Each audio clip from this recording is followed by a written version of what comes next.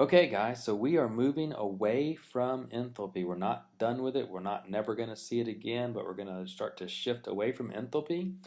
And so remember, enthalpy is delta H, and really what enthalpy talks about is energy changes. Is energy flowing into or out of a system? That's what enthalpy is really concerned with. So we're going to move on to entropy now. And then once we understand entropy, we're going to combine enthalpy with entropy to talk about spontaneity. Will a chemical reaction happen spontaneously, or does it require the input of energy in order to make it proceed? And so that's kind of where we're heading with entropy and enthalpy once we combine them. So define entropy as a measurement of the randomness or disorder of a system. That's what entropy is. It measures randomness or disorder. And so let me give you an example. So let's say you go buy a deck of playing cards, okay? And maybe you've done this, maybe you haven't, I don't know, it doesn't matter. But if you don't know, when you buy a deck of playing cards, all the cards are ordered.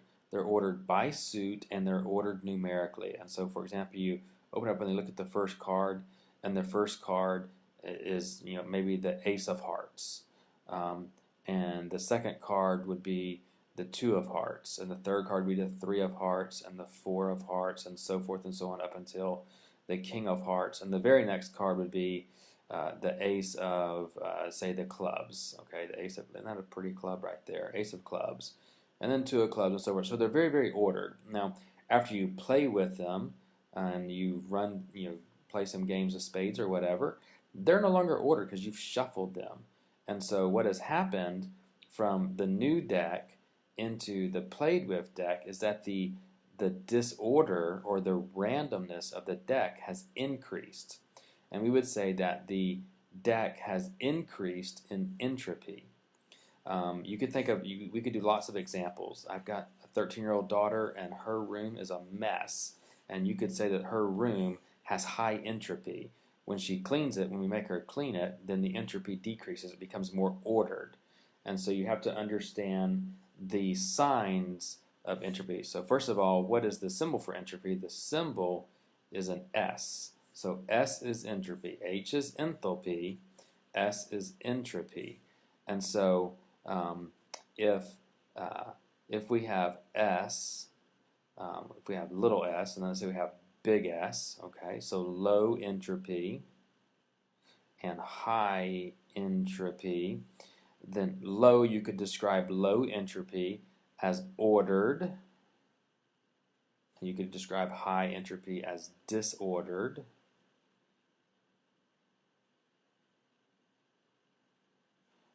You could describe low entropy or high entropy as random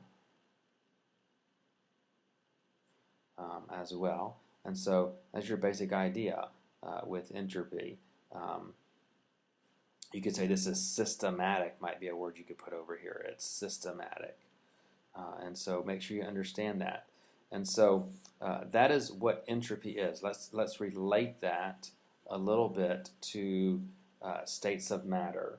And so if we have, let's say we have some water, and we have that water in three forms.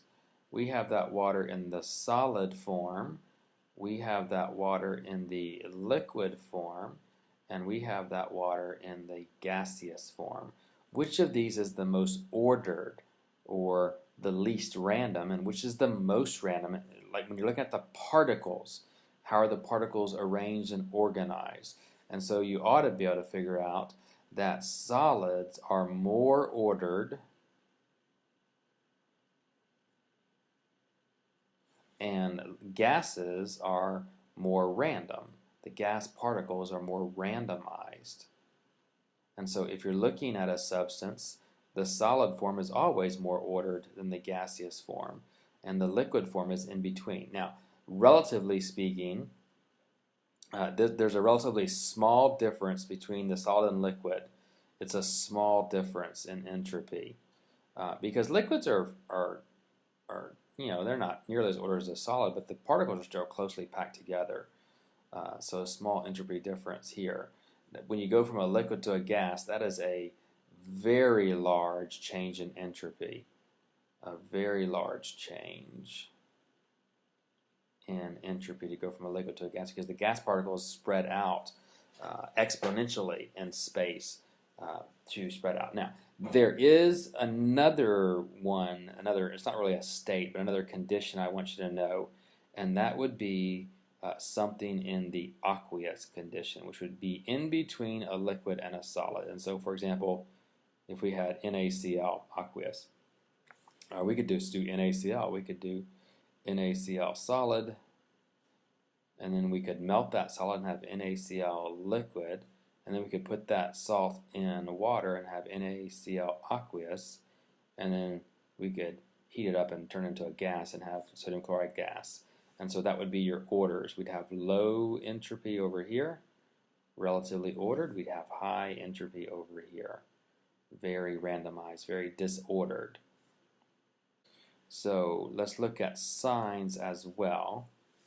So if we have a change in entropy that is equal to a negative sign, and a change of entropy that's equal to a positive change, okay?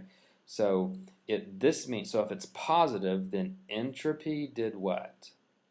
Entropy increased. And what does that mean if entropy increases? It became more random, or you could say it became more disordered. If the entropy sign is negative, that means entropy decreased. And if entropy decreased, it became more ordered, or it became less random. Okay, so understand the signs. And so what is favorable? In a chemical system, what is favored? Or what is more likely to occur? Could be how you could look at it. More likely. What's more likely? Something that's ordered or something that's disordered? If you just left it up to nature, if you left it up to without an input of energy, high entropy is favored. High entropy. So my daughter's room, which is a mess, will never spontaneously become more ordered. It will never spontaneously clean itself. All it will ever do is get more disordered. If you have some playing cards that you shuffled, they're never magically going to reappear in the ordered state like you bought them out of the box. You'd have to put energy into it. You would literally have to pick the cards and move them around, and that's an input of energy from an outside source. And so the universe is constantly moving towards disorder, towards high levels of entropy. Things do not spontaneously become more ordered. And so the favored state is a higher entropy state, and that's going to come into play a little bit later when we combine it with enthalpy and we examine what makes systems spontaneous reactions versus non-spontaneous.